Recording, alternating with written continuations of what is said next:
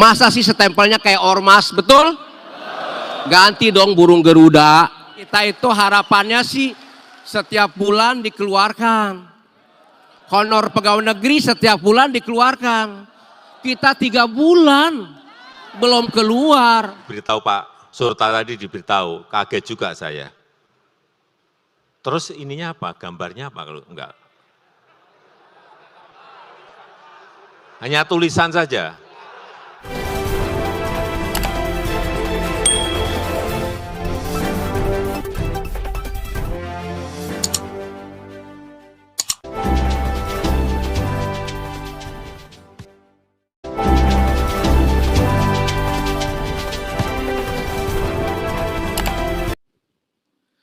Assalamualaikum warahmatullahi wabarakatuh. Ini kelihatannya tegang banget ya.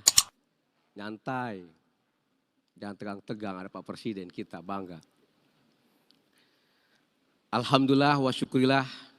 Wala nimatillah wala haula wala quwata illa billah. Yang terhormat Bapak Presiden, alhamdulillah beliau bisa hadir dalam kesibukannya bersama kita.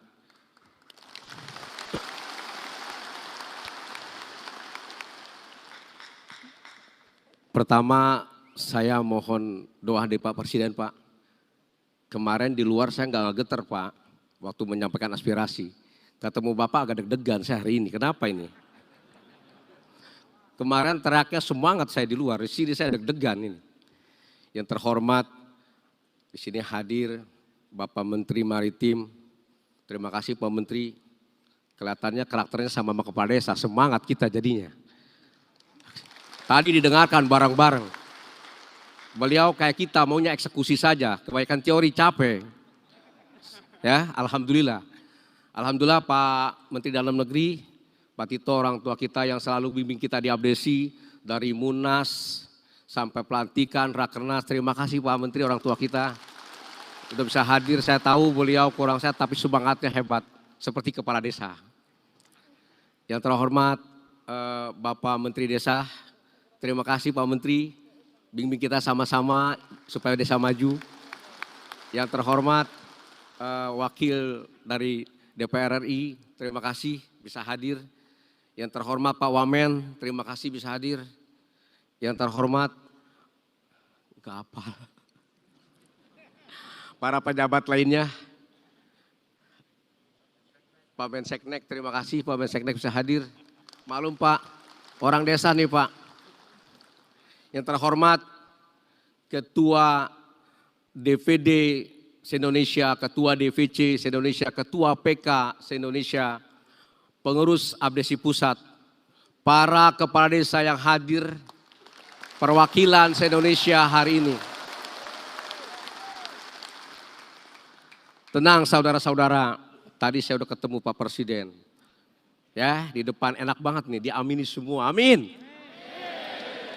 Abdesi! Kelihatannya masih kurang semangat. Abdesi!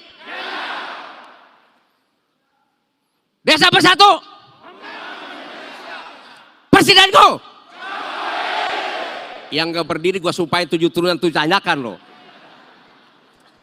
Presidenku, bangun! Begitu baru pemimpin desa.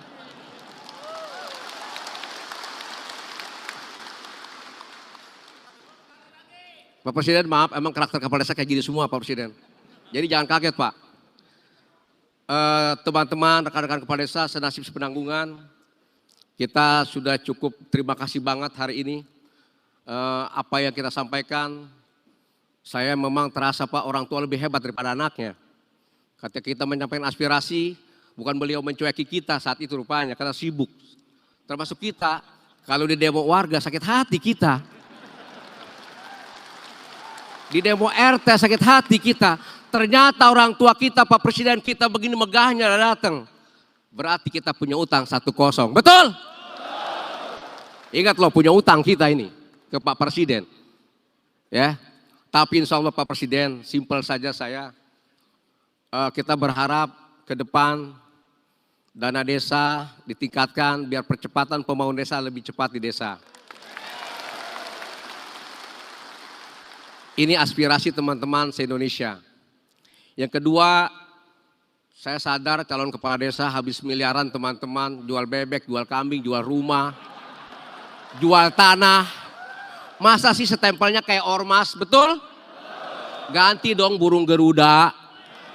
Pak Presiden kita burung Garuda, betul? Gubernur burung Garuda, betul? Bupati wali kota burung Garuda, betul? Masa kita di bawah stempelnya kayak ormas?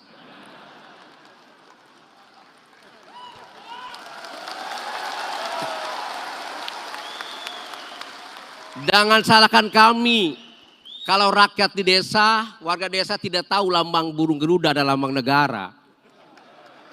Karena korespondensi itu paling banyak surat menyurat di desa. Dengan burung Garuda di bawah, oh ini ternyata lambang kita, burung Garuda. Sekarang banyak yang nggak tahu lambang kita burung Garuda. Taunya setempelnya kayak ormas. Itu bagian sosialisasi masalah lambang burung Garuda. Kemudian yang keempat, simple, sesuai dengan arahan orang tua kita Pak Presiden, jangan susah-susah itu. SPJ kepala desa. Betul? Kita selalu ingat omongan orang tua kita, jangan susah-susah. SPJ, masa BLT aja regulasinya 92 lembar. Stres kita ngeliat itu. Regulasi saya bilang, gak usah simple. Saya pikir itu diantaranya iya tuh, ada yang bilang honor Pak Presiden. Gampang honor dijawab ntar Bapak Presiden. Cuma tadi harapan kita Pak Presiden, gaji kita itu, waduh. Gaji kita itu harapannya sih setiap bulan dikeluarkan. Honor pegawai negeri setiap bulan dikeluarkan. Kita 3 bulan belum keluar.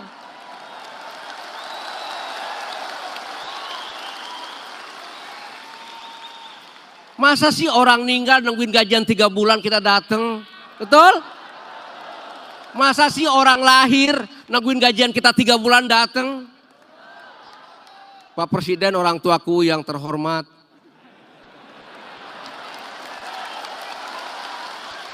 Boleh dong minta sama orang tua, boleh nggak? Tapi jangan ngelawan sama orang tua, kualat loh. Kata orang kampung tahu kualat? Durhaka. Jadi jangan ngelawan. Kemarin kita nggak ngelawan, maaf Pak Presiden. Ini dibalas makanya kita rasa malu, nggak malu nih difasilitasi kita bareng-bareng. Kemarin kita di jalan, sekarang difasilitasi. Itulah hebatnya orang tua. Makanya jangan ngelawan sama orang tua, kualat. Saya pikir itu simpel dari saya. Dan kami hari ini dengan teman-teman dibimbing oleh Ketua MPO ada Pak Asri Anas, Pak Asri, berdiri Pak Asri. Beliau yang bantu kita rame-rame Pak Presiden. Terima kasih Pak Asri. Rekan-rekan itu saja mungkin semua kita tahu dalam bahasa di kampung. Kalau kita cari masa kata orang kampung, Kades, aku tahu apa yang kau mau. Tapi kau harus tahu apa yang ku mau. Betul? Itu selesai. Ya kan? Nggak usah pusing-pusing, itu bahasa orang kampung. Ya sudah operasional, 5% tadi udah dibilang. Hebat sih. Udah dibilang tadi, udah hebat. Masa orang mati nungguin yang nanti, besok mah enggak jual kambing lagi kita. Pak Presiden di kampung itu, kata orang kampung sejadah sampai haram dada diurusin sama kepala desa. Kerjanya 24 jam, persis seperti Pak Presiden se-Indonesia. Kerjanya 24 jam, gajinya di bawah standar. Calon lurah mati-matian, habis miliaran. Rekan-rekan kepala desa, bikin sejarah aja, lupa. Emang begini kelakuan kepala desa.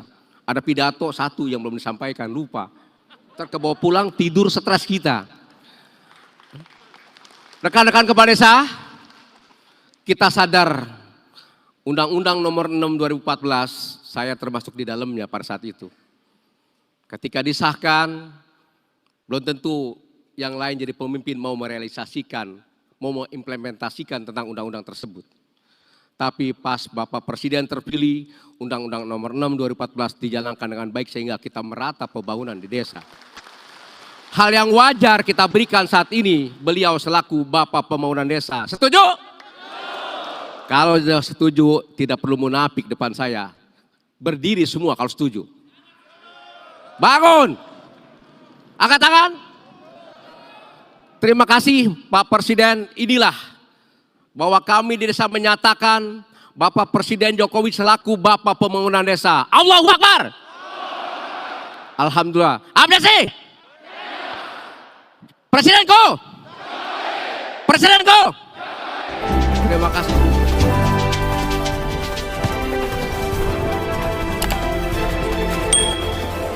Bismillahirrahmanirrahim. Assalamualaikum warahmatullahi wabarakatuh.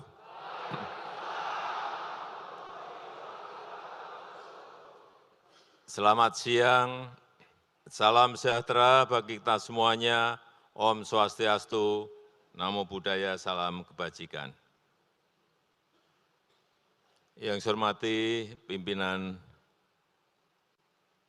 dan anggota DPD RI yang hadir, yang saya hormati Pak Menko Maritim dan Investasi beserta para menteri yang hadir, yang saya hormati Ketua Umum DPP Abdesi Bapak Surta Wijaya, beserta seluruh jajaran pengurus Abdesi, Dewan Pembina, Majelis Pertimbangan Organisasi, seluruh jajaran pengurus DPD dan DPC Abdesi, Bapak Ibu hadirin undangan yang berbahagia. Tadi yang terakhir yang disampaikan mengenai Bapak Pembangunan Desa. Yang layak itu Bapak Ibu semuanya, bukan saya. Karena yang membangun desa itu Bapak Ibu semuanya, yang bekerja keras membangun desa Bapak Ibu semuanya. Saya itu bagian polisi di atas, sudah. Tuh, jadi Bapak pembangunannya itu Bapak Ibu semuanya. Masuk ke urusan COVID. Saya ingin informasikan perkembangan COVID per hari ini. Coba kita lihat, waktu COVID pas tinggi-tingginya, yang Omikron ya, yang Omikron. Dulu Delta kita pernah 56.000, dan turun, hilang. Ganti Omikron, varian Omikron. 64.000 saat tinggi-tingginya saat itu, di pertengahan Februari. Tadi siang saya telepon, berapa? Kemarin sore, 2.700, alhamdulillah. Dari 64.700 turun menjadi 2.700. Ini juga berkat kerja keras Bapak Ibu semuanya dalam memberitahu masyarakat, dalam menganjurkan masyarakat untuk vaksinasi, untuk memakai masker, untuk menjaga jarak, untuk cuci tangan. Peran Bapak Ibu sekalian, ini yang tidak ada di negara-negara lain. Nggak ada, negara lain nggak ada. Mereka terkonsentrasi, penyelesaiannya dia pak rumah sakit. Kita ini tidak. Gotong royong sampai ke jajaran yang paling bawah. Kemudian yang kedua perlu saya sampaikan, saya juga ingin mengucapkan terima kasih kepada seluruh kepala desa, di mana sampai hari ini yang telah diberikan suntikan yang telah diberikan kepada masyarakat, totalnya itu sudah 374 juta vaksin yang telah disuntikkan pada masyarakat. Itu juga berkat Bapak Ibu semuanya dalam mengajak masyarakat untuk ikut divaksin. 374 juta itu bukan angka kecil loh. Menyuntikkan 4 juta kali itu bukan gampang. Tapi kita bisa melakukan. Karena sekali lagi gotong royong kita. Saya titip untuk yang vaksin booster, ini masih berada di angka 9,6%, baru 20 juta. Mari kita dorong lagi masyarakat untuk ikut vaksin booster. Agar apa? Memproteksi, melindungi rakyat kita dari COVID, dari varian-varian baru yang ada. Kalau kena pun, kalau sudah booster itu, kalau kena pun ringan. Bahkan banyak yang tidak merasa kena pada dia kena.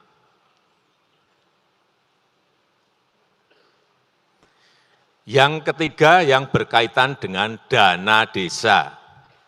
Sekali lagi saya ulang, sampai tahun ini dana yang disalurkan untuk desa itu 468 triliun.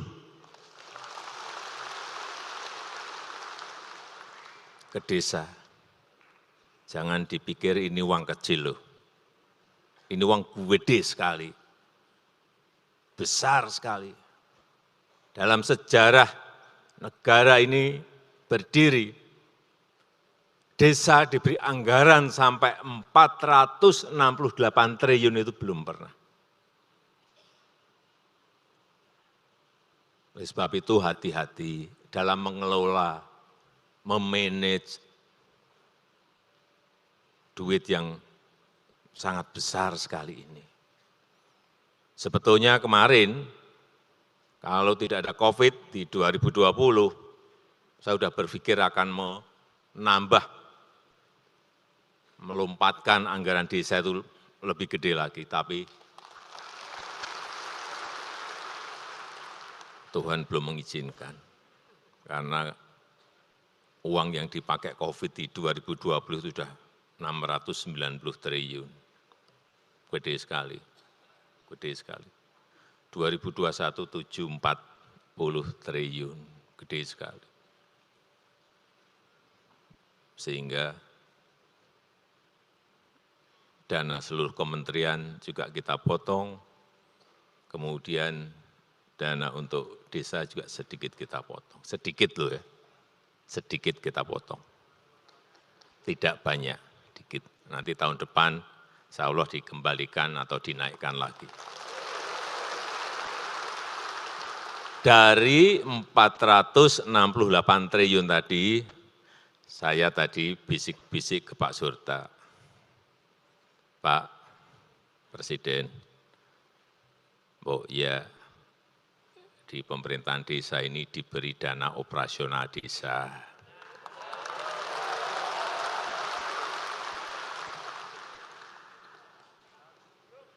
Sudah saya jawab di depan, tapi nanti saya ulang lagi Pak, waktu sambutan. Pak Surta minta, Pak, kalau bisa ya 4% atau 5% dari total anggaran. Ndak. Untuk yang pertama, ya saya berikan 3%.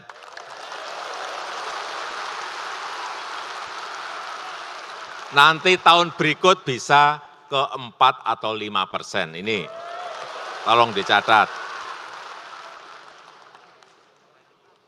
Bapak Ibu semuanya kan juga sudah dapat dari pemerintah kabupaten. Ya kan? Ini ada khusus untuk dana operasional untuk dana desanya. Tapi saya menyadari betul kerja keras Bapak Ibu sekalian karena hasilnya tadi sudah disampaikan oleh Pak Mendagri, Pak Tito, jadi jalan desa berapa, jadi embung berapa, jadi irigasi berapa, jadi jembatan berapa. Semuanya jelas, konkret, fisik ada. Ini akan menjadi penopang pertumbuhan ekonomi di desa maupun nanti diagregatkan menjadi pertumbuhan ekonomi nasional. Jalan desa, coba lihat jalan desa, 227.000 kilometer jalan desa. Ada yang tidak percaya. Pak, 227.000 kilometer itu panjang sekali loh. Ya saya jawab, ya panjang, tetapi itu masih sedikit. Karena kalau dibagi dengan jumlah desa yang ada di negara kita 74.900, artinya itu baru 3 kilo per desa kira-kira. Ya enggak? Kan biasa, dalam satu desa ada tambahan 3 kilo, tapi sebuah pekerjaan yang besar ini 3 kilo buat saya. Tapi itu pun masih ada yang sanksi.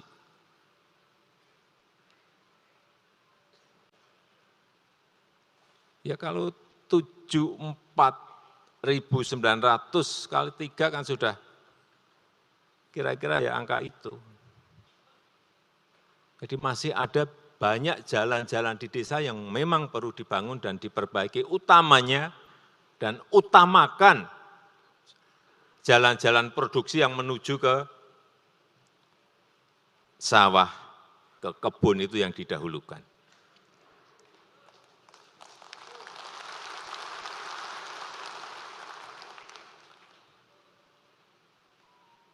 Embung, irigasi, dan lain-lain. Jembatan pasar desa, BUMDes, tambatan perahu, banyak sekali. Saya cek satu persatu. Kemudian yang berkaitan dengan kualitas hidup, banyak sekali. Pembangunan air bersih, posyandu, polindes, drainase, sumur, PAUD, MCK, ini juga dari dana desa dan itu akan memperbaiki kualitas hidup, kualitas SDM dari masyarakat di pedesaan. Jangan ada yang menyaksikan betapa sangat bermanfaatnya dana desa yang telah kita kucurkan ke desa-desa.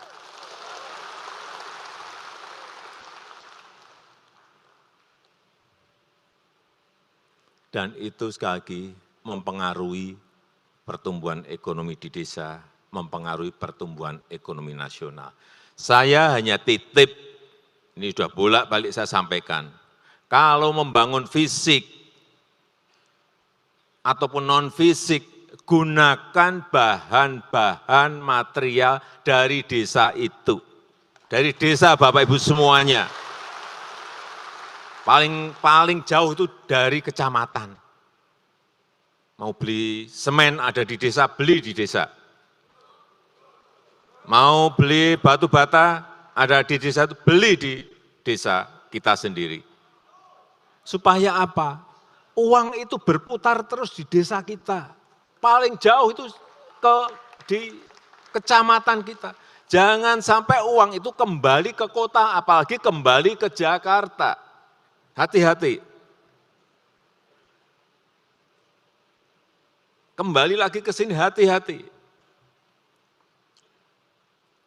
Berarti pertumbuhan ekonomi secara terus-menerus dan berkelanjutan itu akan juga kembalinya ke pusat lagi. Usahakan ini penting sekali. Beli apa-apa semuanya dari desa kita.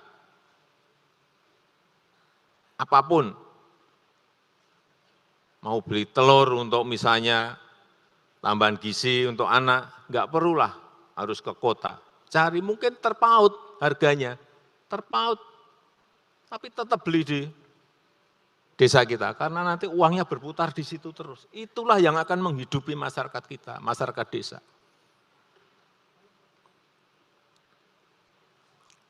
Dan pada akhirnya nanti akan menurunkan angka kemiskinan di desa. Dan sudah kelihatan. Coba dilihat kurvanya, sudah turun terus. Turun terus. Kita harapkan ini, kalau enggak pandemi sebetulnya sudah agak tajam, tapi karena ada pandemi, naik sedikit lagi. Ini yang kita harapkan kenapa pembangunan itu dimulai dari desa. Kemudian untuk tahun ini total yang ditransfer nantinya 68 triliun. Ini sampai pagi tadi saya cek, udah berapa sih serapannya? Masih 13,5%. Mungkin juga tadi keluhan dikarenakan laporan SPJ-nya yang terlalu ruwet dan bertele-tele, betul? Pak Mendagri, ini coba diurus dengan Kementerian Keuangan agar yang namanya SPJ itu tidak ruwet-ruwet lah.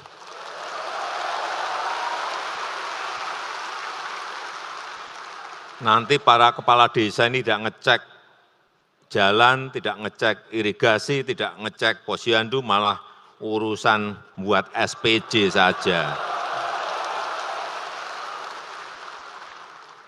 Satu lihat SPJ udah pusing juga.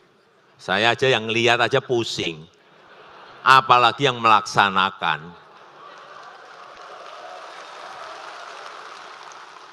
Tapi saya sudah bolak-balik perintah mengenai ini. Ternyata nggak mudah juga merubah sistem akuntansi kita. Tapi moga-moga setelah keluhan ini nanti ditindaklanjuti oleh Mendagri agar semuanya lebih simpel dan lebih mudah, lebih sederhana.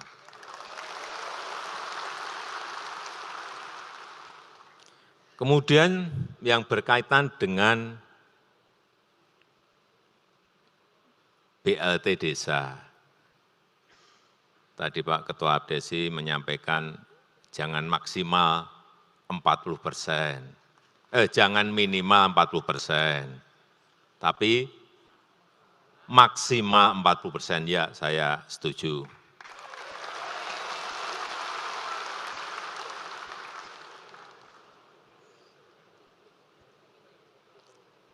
Sehingga kepala desa bisa mengkreasi anggaran yang ada juga untuk kemungkinan keperluan-keperluan lain yang mendesak, yang di antara desa dengan desa satu itu berbeda-beda. Diskresi itu yang kita berikan kepada kepala desa.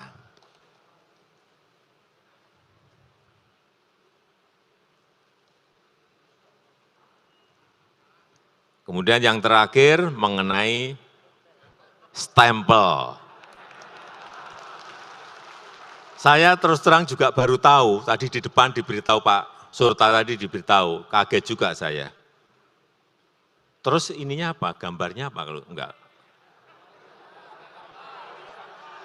Hanya tulisan saja.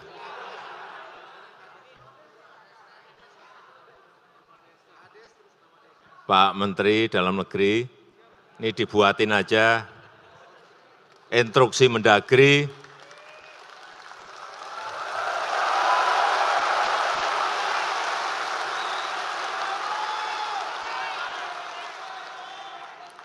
Capnya pakai burung Garuda.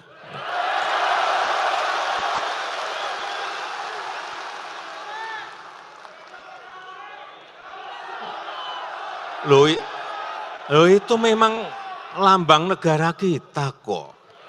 Kalau dipakai oleh kepala desa ya wajar dan wajib toh.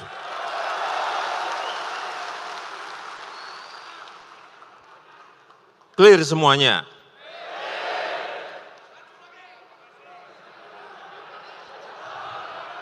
Saya rasa itu yang bisa saya sampaikan pada kesempatan yang baik ini. Saya masih ada lagi sebelum saya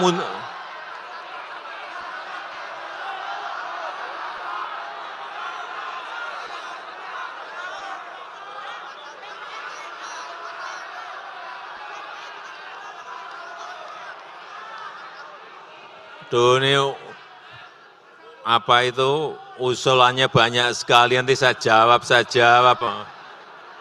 Nanti dikumpulin aja di Pak Ketua Abdesi, Pak Surta, nanti kita kaji semuanya satu-satu hal-hal yang menyebabkan desa tidak lincah, desa tidak cepat, kemudian keputusan-keputusan yang bisa didelegasikan ke desa apa nanti akan semuanya kita rubah. Yeah. Saya rasa itu yang bisa saya sampaikan pada kesempatan yang baik ini. Terima kasih. Wassalamualaikum warahmatullahi wabarakatuh.